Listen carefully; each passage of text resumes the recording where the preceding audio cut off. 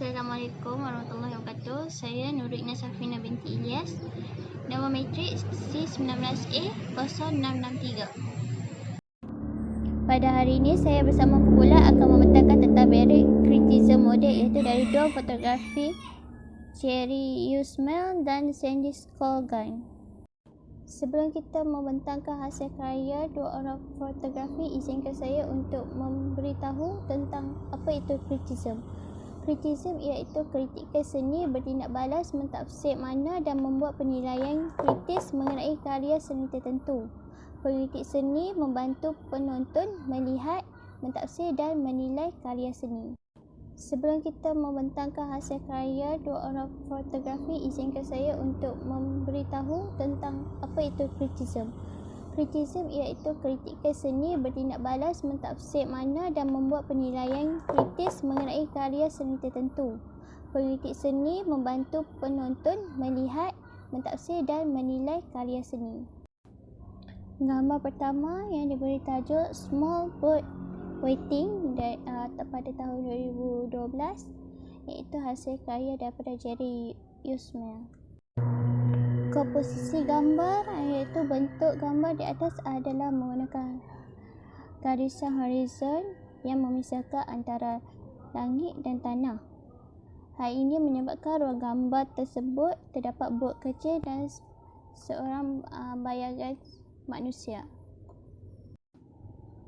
Teknik gambar yang terdapat dalam gambar tersebut adalah menggunakan garisan horizon yang memisahkan antara langit dan bumi, dan fotografi ini telah memfokuskan bahagian bot serta kawasan di kawasan bot.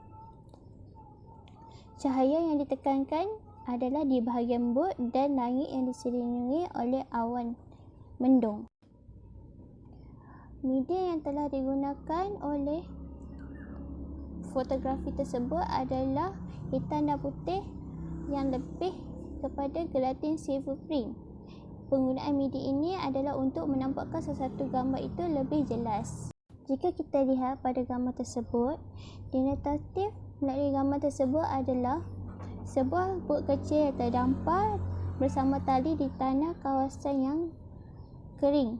Seterusnya, bayangan seorang manusia yang jauh dari bot tersebut. Gambar itu juga dapat melihat langit yang cerah ditutupi oleh awan mendung. Sebaliknya, melalui gambar yang telah ditangkap oleh Thierry Usmel ini, kita dapat melihat daripada dua pandangan, iaitu pandangan positif dan pandangan negatif. Pandangan positif adalah seorang manusia ingin ke laut menaiki bot kecil itu tanpa memikirkan sesuatu rintangan untuk mencari rezeki. Pandangan yang kedua adalah pandangan negatif. Pandangan negatif ini adalah kerosakan bumi yang dibuat oleh manusia. Hal ini kerana manusia tidak menjaga alam sekitar dengan baik. Dari gambar tersebut kita dapat melihat kekeringan kawasan dan bot yang terdampar. Pada gaya gambar yang digunakan oleh Thierry Usmel ini adalah photomontage, iaitu menggunakan kecerahan dan kontras yang dapat menimbulkan suasana seperti gambar yang di atas. Hal ini juga untuk mendapatkan sebuah gambar yang menjadi semula jadi. Hasil karya yang telah digunakan oleh Thierry Usmel adalah lebih kepada alam sekitar, objek dan manusia. Jika kita dapat melihat gambar-gambar yang telah ditangkap oleh Thierry Usmel ini, kita dapat melihat di dalam gambar tersebut mempunyai manusia dan objek yang menjadikan sebuah gambar itu semula jadi. Assalamualaikum warahmatullahi wabarakatuh. Nama saya Nurul Nabila binti Syamsuddin. Nombor matrik C19A0674. Hari ini saya akan bentangkan hasil karya dari Sandy Scotland, iaitu Revenge of the Goldfish 1981. Pertama ialah deskripsi. Gambar di atas diberi nama Revenge of the Goldfish, sebuah karya yang dilukis pada tahun 1981 oleh seorang fotografi yang bernama Sandy Scotland. Kedua ialah komposisi gambar. Bentuk karya Sandy Scotland telah menggunakan sudut yang membuatkan identiti seseorang di dalam gambar tidak jelas untuk dilihat. Kegaburan ini telah menimbulkan banyak hujah mengenai Revenge of the Goldfish. Yang ketiga ialah teknik gambar. Karya Sandy Scotland di dalam gambar di atas menggunakan warna pemandangan biru monokromatik dengan ikan emas berwarna oranye terang melayang di dalam bilik. Sandy menggunakan cahaya terang di bahagian hadapan dan terdapat bayang-bayang ikan yang kelihatan. Yang keempat ialah medium. Medium karya yang digunakan oleh fotografi ini adalah penggunaan medium ini ialah silver dye bleach print untuk menampakkan gambaran sesuatu gambar itu dengan lebih jelas. Dan yang kelima ialah denotatif. Melalui gambar karya oleh Sandy Scotland ini dapat dilihat sebuah bilik tidur yang mempunyai kelengkapan dan dua orang manusia sedang terduduk di tepi katil dan terbaring di atas katil. Selain itu, terdapat ikan-ikan emas yang berwarna oranye sedang berkeliaran di ruang bilik tidur itu. Yang keenam ialah konotatif. Melalui gambar karya yang telah dilukis oleh Sandy Scotland, kita dapat melihatnya dari segi aspek negatif yang berlaku di dalam gambar ini, iaitu kita dapat lihat dari segi di mana seorang wanita yang sedang tidur di atas katil dan juga seorang lelaki yang sedang tidur di tepi katil yang tidak jelas tentang hubungan mereka. Penggunaan karakter haiwan iaitu ikan menimbulkan ketegangan dalam ruang itu sekaligus suka bermain dan mengganggu. Dan yang ketujuh ialah gaya yang digunakan oleh Sandy Scotland adalah photomontage yang menggunakan kecerahan dan kontras yang dapat menimbulkan ruang gambar seperti di atas. Selain itu, ia juga untuk mendapatkan sebuah gambar yang semula jadi. Dan yang terakhir ialah hasil karya. Hasil karya yang telah digunakan oleh Sandy Scotland ialah lebih kepada manusia, haiwan dan alam sekitar. Karya ini pertama kali dipamerkan di Muzium Seni St. Louis pada tahun 1981. Sejak itu, karya tersebut terdapat dalam beberapa koleksi di pelbagai muzium, termasuk Muzium Seni Smith College, Muzium Seni Dallas, Muzium Seni Akron dan Muzium Seni American Amon Carter. Muzium Seni Smith College juga memiliki pemasangan asal. Sekian itu sahaja daripada saya. Hai, Assalamualaikum. Nama saya Siti Amani binti Muhammad Nur, bernombor matrik C 19A0766. Saya akan membentangkan Barrett Christian Model. Saya akan membentangkan gambar hasil karya Jerry Osman. Pertama sekali saya akan kritik tentang deskripsi. Gambar berikut ialah dihasilkan oleh Jerry Osman yang diberi nama sebagai Meditation Tree yang dihasilkan pada tahun 2015. Gambar ini menunjukkan patung yang sedang bertafakur dan ada bulatan yang seakan-akan bulan di atasnya. Yang kedua ialah komposisi gambar. Komposisi gambar yang cuba disampaikan dalam gambar ini ialah menampakkan penekanan terhadap perspektif linear, iaitu beliau memfokuskan patung sebagai objek utama yang berada di tengah-tengah. Hal ini menunjukkan patung itu sebagai titik fokus di dalam gambar ini. Yang ketiga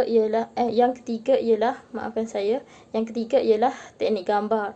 Teknik gambar yang dihasilkan oleh Jerry Osman ini menggunakan konsep landscape yang membenarkan keseluruhan objek yang di sekitarnya kelihatan lebih jelas dan terperinci. Patung yang sedang bertafakur di tengahnya ialah menjadi sebagai pusat fokus di dalam gambar tersebut. Yang keempat, medium.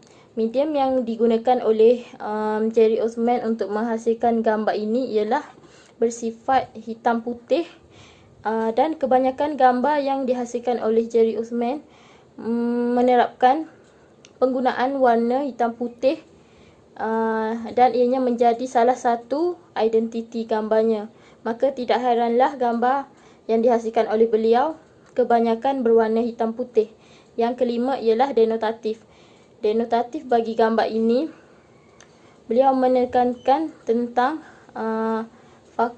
patung yang sedang bertafakur yang sering dimasukkan dengan mencari sebuah ketenangan. Ianya bersesuaian dengan tempatnya yang mempunyai pokok memberi kesan redup dan tenang.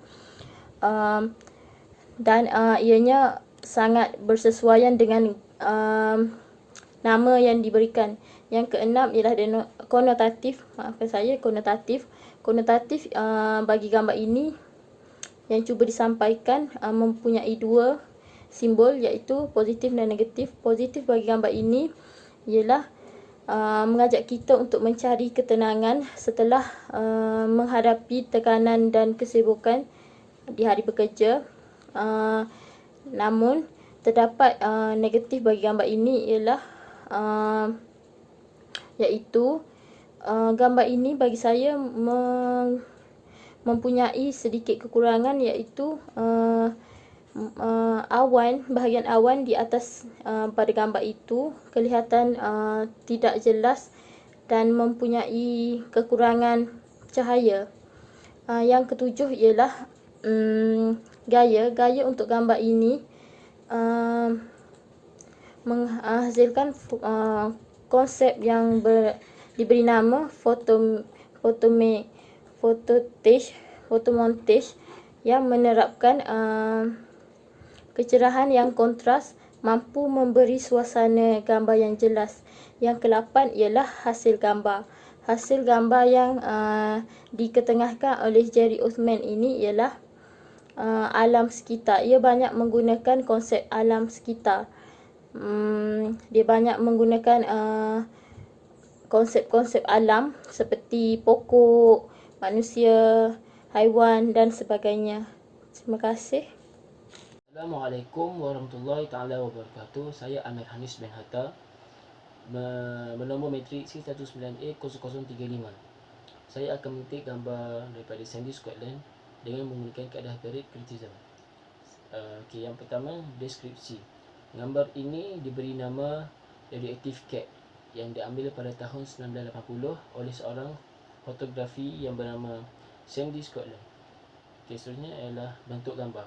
Bentuk gambar yang digunakan oleh Sandy Scotland ialah daripada pandangan sudut belakang. Kalau kita lihat, agak sukar untuk melihat wajah model tersebut. Seterusnya ialah teknik gambar. Teknik gambar yang digunakan oleh Sandy Scotland ialah teknik pengulangan. Iaitu kalau kita lihat pada gambar ini, ada satu objek kelihatan berulang, iaitu kucing. Seterusnya ialah medium. Medium yang digunakan ialah dye destruction print, iaitu satu warna yang digunakan untuk menampakkan satu objek ataupun satu gambar kelihatan sebenar. Seterusnya ialah denotatif. Melalui gambar ini, kita boleh lihat wanita tua itu sedang mencari makanan di dalam peti ais dan ini memberikan kepada pakcik tua itu dan kepada kucing tersebut. Dan seterusnya ialah konotatif. Melalui gambar ini juga kita boleh lihat dari dua aspek, iaitu aspek positif dan negatif. Dari aspek positif, kita boleh lihat usaha seorang wanita tua itu cuba mencari makanan dalam peti ais dan ingin memberi kepada pakcik tua dan kucing itu. Dan dari segi negatif pula, pada pandangan saya lah, pakcik tua itu menyuruh ataupun membuli wanita tua itu untuk memberikannya makanan. Seterusnya adalah gaya. Gaya yang digunakan oleh Sandy Scotland ialah fotomontage, menggunakan kecerahan dan kontras untuk menampakkan suasana pada gambar ini. Yang terakhir ialah hasil karya. Sandy Scotland menghasilkan gambar yang mengambilkan patung, lukisan dan fotografi sebagai komen mengenai keadaan manusia. Karyanya merangkumi ruang dalaman biasa yang sering diserang oleh haiwan yang terlalu banyak. Terbuka kepada banyak tafsiran sebenarnya gambar ni, mengenai pencambahan nuklear atau meditasi mengenai hubungan manusia dan penuaan. Sandy Scotland ingin menyampaikan pesannya dengan melukis model binatang dengan warna yang berlebihan dan meletakkannya di dalam bahagian dalam monokromatik. Sekian, itu daripada saya. Assalamualaikum dan salam sejahtera. Nama saya Siti Nur Amani binti Muhammad Nur, bernombor matrik C19A0766. Saya akan mengkritik tentang karya hasil seni Sandy Skonglund. Pertama ialah deskripsi. Deskripsi bagi gambar ini ialah gambar ini dihasilkan oleh Sandy Skonglund yang diberi nama sebagai The Cool War yang diambil pada tahun 1999. Gambar ini menunjukkan seorang lelaki dan anjingnya yang kelihatan seperti ketakutan. Yang kedua ialah komposisi gambar. Komposisi gambar ini ialah kelihatan seorang lelaki dan anjingnya meniarap, kelihatan seperti ketakutan kerana meriam dan askar yang diperbuat daripada kertas menghadap ke arahnya. Yang ketiga ialah teknik gambar. Teknik gambar yang digunakan oleh Sandy Skonglund iaitu landscape, konsep landscape yang membenarkan kesemua objek dan benda yang berada di sekitarnya kelihatan lebih menarik dan jelas. Yang keempat ialah medium. Medium untuk menghasilkan gambar ini ialah warna yang pastel dan terang. Beliau menekankan konsep warna yang terang kerana dapat menarik minat orang untuk melihat gambar tersebut. Yang kelima ialah denotatif. Denotatif bagi gambar ini ialah beliau menghasilkan gambar yang dilihat seorang lelaki yang sedang meniarap dengan anjingnya, yang dilihat seolah-olah askar yang sedang berperang menghadap ke arahnya, yang dapat dikaitkan sebagai sesebuah peperangan.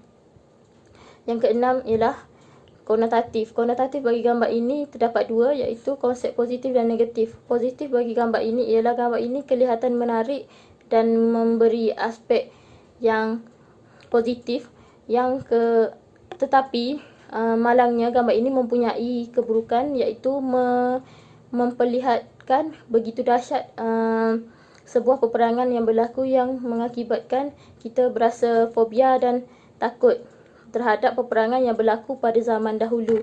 Yang ketujuh ialah gaya. Gaya yang digunakan oleh Sandy Skonglund ialah fotografi indoor, iaitu menggunakan studio dan tidak menggunakan konsep alam sekitar.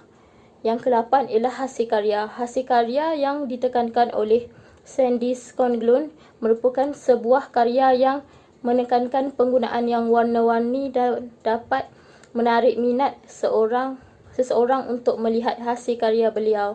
Terima kasih.